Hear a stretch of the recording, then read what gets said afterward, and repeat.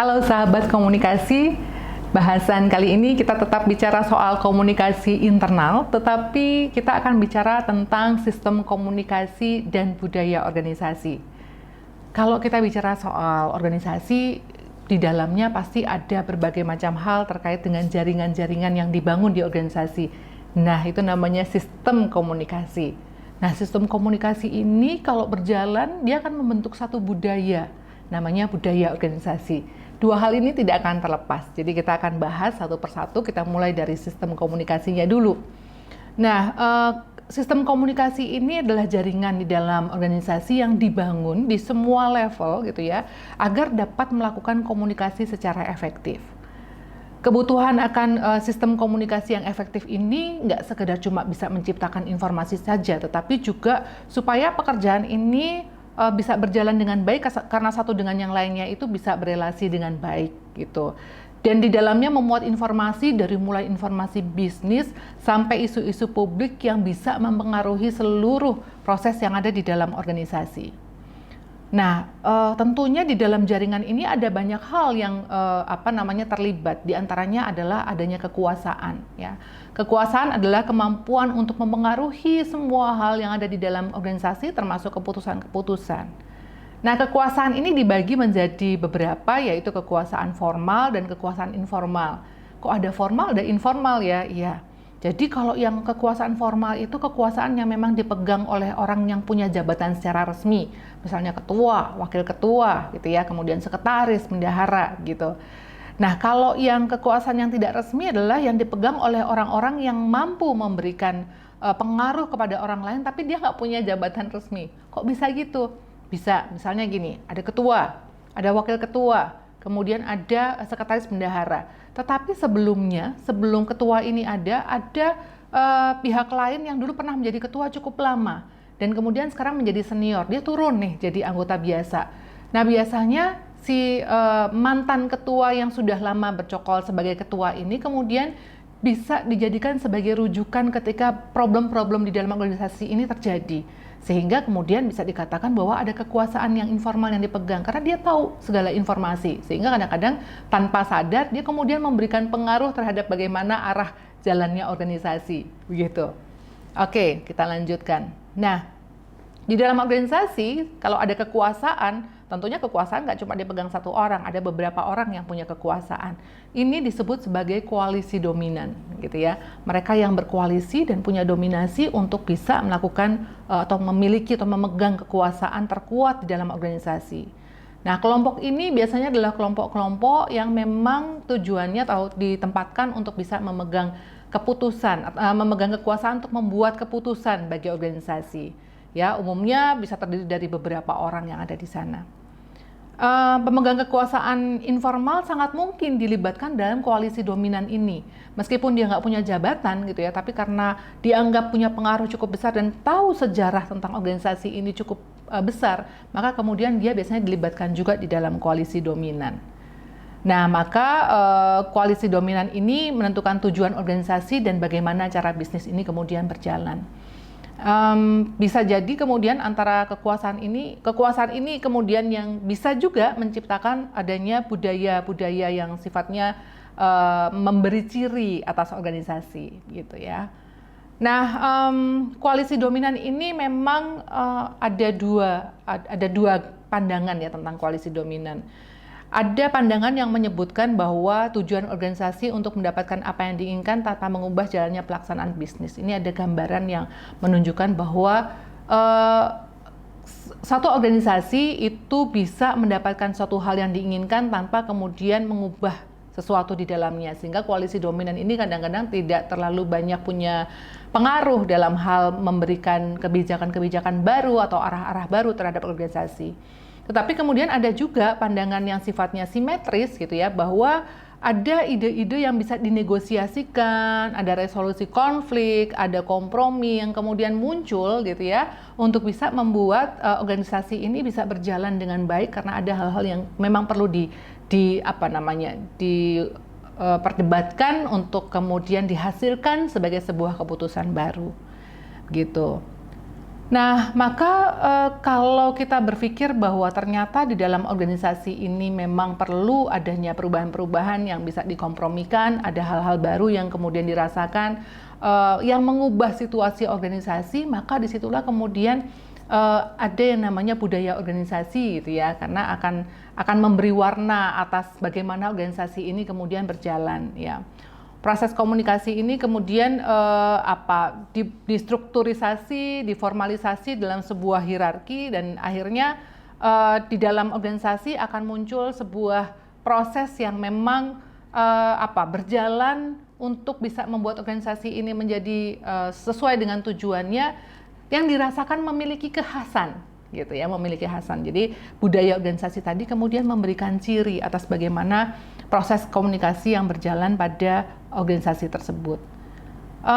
Nah, kalau budaya organisasi ini kemudian muncul gitu ya, maka ada dua hal ya. Kalau tadi ada pandangan-pandangan yang sifatnya simetris dan asimetris gitu ya. Kalau yang asimetris itu melihat bahwa budaya organisasi lama ini harus dipertahankan nih gitu ya, kita nggak bisa berubah dan seterusnya. Beda dengan budaya organisasi yang sifatnya simetris, yang menghargai adanya dialog dan input dua arah. Nah, memang kadang-kadang ada organisasi yang tetap bisa bertahan dengan mempertahankan budaya yang lama sampai sekarang begitu. Tetapi ada organisasi yang sangat dinamis gitu ya, sangat memperhatikan dialog di antara anggota-anggota organisasinya, sehingga akan selalu muncul inovasi, ada kebaruan. Contoh yang paling sederhana yang kita lihat pada organisasi, kalau kemudian beberapa organisasi setiap periodik ya, setiap berapa tahun kemudian mengganti logonya, ya misalnya, atau mengganti seragamnya, atau mengganti warna korporatnya, ya. Jadi tidak harus kemudian warna korporat itu dari lahir sampai kemudian berkembang sampai sekarang itu tidak berubah. Itu bisa ada perubahan gitu ya. Atau misalnya tadi warnanya, kalau bentuknya nggak berubah mungkin warnanya, atau jenis hurufnya, atau mungkin hal yang lain ya, atau value. Jadi misalnya dulu dibentuk value-nya itu atau nilai-nilainya itu hanya 3 macam. Berkembang kemudian ditambah menjadi 5 macam ya. Tadinya dulu nggak ada fun-nya karena nilai-nilainya tuh nggak ada fun karena dulu semua bekerja secara serius, tetapi sekarang nggak bisa, orang terlalu serius itu nanti stres sehingga dimasukkan unsur fun di dalamnya, misalnya seperti itu. Jadi ini adalah bagian dari bagaimana kita menghargai inovasi atas dialog-dialog yang terjadi sehingga budayanya menjadi berkembang. Tapi kalau yang tadi yang satunya dia tetap yang asimetris, dia tetap akan mempertahankan budaya yang lama seperti itu. Tapi itu bisa terjadi. Jadi tidak ada yang lain lebih baik daripada yang lainnya, tapi itu sangat mungkin bisa terjadi di dalam organisasi. Nah, maka kemudian budaya-budaya organisasi ini akan mengatur banyak hal gitu ya, akan menjadi satu nilai kepercayaan bagi orang-orang yang berkecimpung di dalam organisasi, sehingga dia akan memproduksi norma-norma yang berlaku dalam organisasi itu. Itu akan lahir dengan sendirinya. Samalah kayak misalnya kalau kita tinggal dengan budaya-budaya tertentu, misalnya saya orang Jawa, dengan budaya Jawa itu diajarkan tentang bagaimana kita menghargai orang yang lebih tua, sehingga seringkali kita memanggil orang yang lebih tua itu dengan Mbak atau Mas gitu ya, kalau kita belum kenal gitu. Meskipun di tempat lain mungkin barangkali orang memanggil nama pun sudah cukup sopan, tetapi karena di budaya saya seperti itu, maka saya kemudian akan menimbulkan sebuah kebiasaan gitu ya. Kalau saya kenal dengan orang baru yang tidak saya kenali namanya, saya akan panggil dulu dengan Mbak atau Mas gitu ya. Nah, budaya juga mengatur suatu batasan perilaku yang diperbolehkan atau tidak diperbolehkan gitu ya. Ada yang menyatakan bahwa misalnya menepuk punggung orang nggak boleh gitu ya. Ada yang bilang menepuk punggung orang itu boleh sebagai satu bentuk keakraban. Nah, itu akan dibangun berdasarkan bagaimana budaya itu kemudian berlaku secara terus-menerus di dalam organisasi. Begitupun dalam organisasi itu akan diberlakukan atau tidak diberlakukan gitu ya, tergantung pada bagaimana dialog yang kemudian membuat budaya itu menjadi berkembang di dalam organisasi. Nah, di dalam ada budaya di organisasi itu, ada budaya yang sifatnya dominan gitu ya, yang memang mewarnai seluruh bagian organisasi, tapi ada juga budaya yang menjadi anak budaya atau subdominannya. Nah, ini bergantung pada subdominan tadi, bergantung pada bagaimana misalnya di dalam organisasi ada sub-sub unit. ketika subunit ini mencoba untuk memecahkan masalahnya, dan kemudian ini menjadi kebiasaan atas bagaimana mereka memecahkan masalahnya, ini kemudian disebut sebagai budaya subdominan gitu ya, yang akan memberikan warna terhadap gimana sih cara saya memecahkan masalah gitu.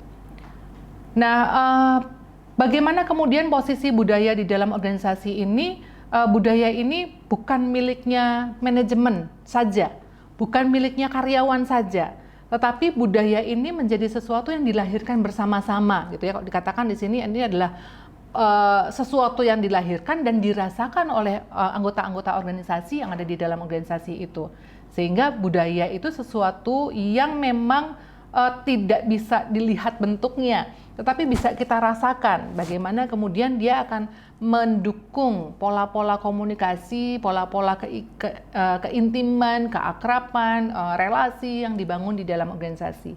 Jadi memang tidak secara ansih disebut bahwa budaya organisasi kami adalah begini, perilakunya begini gitu, enggak, tapi itu bisa kita rasakan gitu. Dan bahkan pihak-pihak eksternal dari organisasi itu akan bisa merasakan ketika mereka bersentuhan langsung dengan individu-individu yang ada di dalam organisasi itu. Nah, fungsi budaya adalah menciptakan pembeda. Budaya organisasi ini akan menunjukkan pembeda. Misalnya kita masuk di dua perusahaan yang berada pada bidang yang sama, misalnya perbankan gitu. Kita masuk bank A, kita merasakan di situ situasinya sangat serius. Masuk di bank B, rasanya kita merasakan sesuatu yang sangat akrab. Jadi sejak awal sudah disapa oleh satpam, diarahkan oleh satpam, sapaan, dan senyumannya pun menjadi sangat akrab. Itu menjadi pembeda, karena memang masing-masing punya budaya yang berbeda. Dan ini akan membawa identitas bagi anggota-anggotanya. Mereka akan merasa bahwa organisasi kita ini dibangun dengan cara yang sangat ramah loh, yang sangat humble, sehingga itu terbawa ketika bertemu dengan siapapun, anggota karyawannya akan sangat ramah. Beda dengan yang satunya, misalnya organisasi yang satu dibentuk dengan sangat formal, sehingga ketika ketemu dengan orang lain yang dilakukan juga formal gitu ya, ditanya kepentingannya apa gitu, tidak dengan mudah bisa mengakrabkan diri dengan orang lain. Ya, dan budaya mempermudah timbulnya komitmen yang lebih luas dari individu-individu yang ada di dalam organisasi. Budaya ini juga menjadi perekat sosial di dalam organisasi, sehingga masing-masing tadi ya, kalau misalnya dengan cara yang humble ya orang bisa akrab dengan caranya, kalau dengan cara yang formal tadi ya relasi yang dibangun dengan cara yang formal juga. Gitu. Budaya merupakan mekanisme pembuat makna dan kendali yang memandu dan membentuk sikap dan perilaku dari anggotanya. Gitu. Oke. Nah, memang lapisan dalam budaya organisasi itu ada yang, jadi kalau kita membayangkan ini sebagai gunung es, yang di atas itu esnya, yang di bawah ini badan gunungnya di lautan. Yang kita lihat itu sebetulnya hanya ujung yang paling atas. Nah, budaya yang terlihat di ujung paling atas itu yang artefak atau yang tampak. Jadi misalnya kita lihat pada simbol seremoni gitu ya, slogan, seragam, logo, itu yang tampak di atas. Tapi sebetulnya di bawah ini ada yang lebih besar gitu. Nah, di bawah yang lebih besar ini yang menjadi kekuatan sebetulnya. Di situ ada nilai dasar, ada asumsi, ada kepercayaan, sikap, perasaan, itu yang lebih besar. Yang simbol-simbol yang di atas ini itu dengan mudah bisa diganti, tapi yang di bawah ini harus dibangun sedemikian rupa gitu. Jadi memang ada visible artefak gitu ya yang tadi, dan yang di bawah adalah budaya-budaya yang memang isinya adalah nilai-nilai yang menjadi dasar atas bagaimana organisasi itu kemudian berjalan ya. Nah, berikut ini ada contoh, nanti akan tunjukkan ya, sahabat bisa melihat bagaimana penyajian artefak bangunan. Ada contoh yang terjadi di salah satu perusahaan di Jakarta, namanya Asuransi Astra gitu.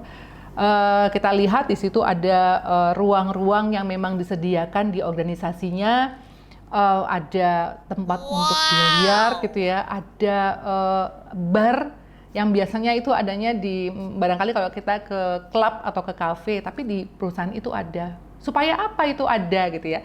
Ya tadi, supaya kemudian orang bisa melakukan relaksasi di tengah-tengah pekerjaan yang sedang penat gitu. Mungkin bisa main deh ke Astra ya. Saya menyebut merek ini itu karena kebetulan yang bekerja di sana adalah rekan saya gitu. Kemudian kita lihat juga nih di perusahaan Google. Nanti kita lihat di situ ada banyak sekali sudut-sudut gitu yang memang atau area-area yang memang didesain sedemikian rupa menjadi sangat homey. Orang yang datang ke sana itu akan atau orang yang bekerja di sana akan merasa sangat betah karena sudut-sudutnya, corner-cornernya itu dibuat menjadi sangat homey. Tempat untuk rapat dibuat seperti ruang tamu gitu ya. Tempat untuk pantry kantor dibuat seperti pantry rumah gitu. Kemudian ruang untuk berdiskusi dibuat sedemikian rupa seperti ketika kita ada di spa. Di sana juga ada biliar, ada ruang-ruang yang mirip seperti lounge gitu ya, dan lain sebagainya. Itu adalah bagian dari artefak yang memang didesain oleh organisasi untuk menunjukkan seperti apa sih kita itu punya punya sense. Jadi Google akan memperlihatkan bahwa mereka memang sangat homey. Kalau kerja di sana itu kan mereka merasa seperti itu rumah kedua atau bahkan mungkin rumah pertama gitu ya. Kalau barangkali nggak punya keluarga mungkin lebih senang dan lebih betah di kantor. Kita lihat contoh-contohnya akan ditunjukkan ya. Oke. Juga ada ruang ruang lobby, ada tempat untuk menonton, beristirahat, bahkan mungkin karaoke gitu ya. Tadi di Astra ada tempat untuk karaoke.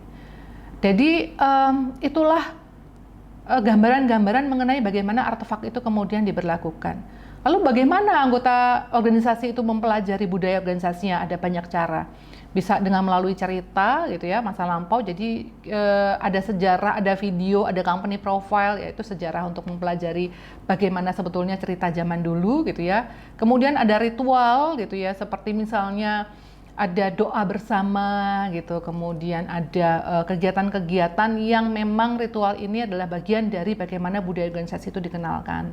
Ya, ada lambang-lambang gitu, kemudian bahasa yang digunakan, cara mereka menyapa. Misal kita mendengar ada satu organisasi setiap kali ada pihak eksternal masuk kemudian menyapa, selamat datang di kantor kami gitu ya, misalnya seperti itu bagian dari bagaimana bahasa itu mempengaruhi gitu. Kita lihat juga bagaimana organisasi ini kemudian menanamkan nilai-nilainya itu ada banyak cara, tidak harus dengan cara yang formal. Sekali lagi tadi contohnya ada di Astra, saya tunjukkan di situ ada satu markom ya, manajer gitu di asuransi Astra yang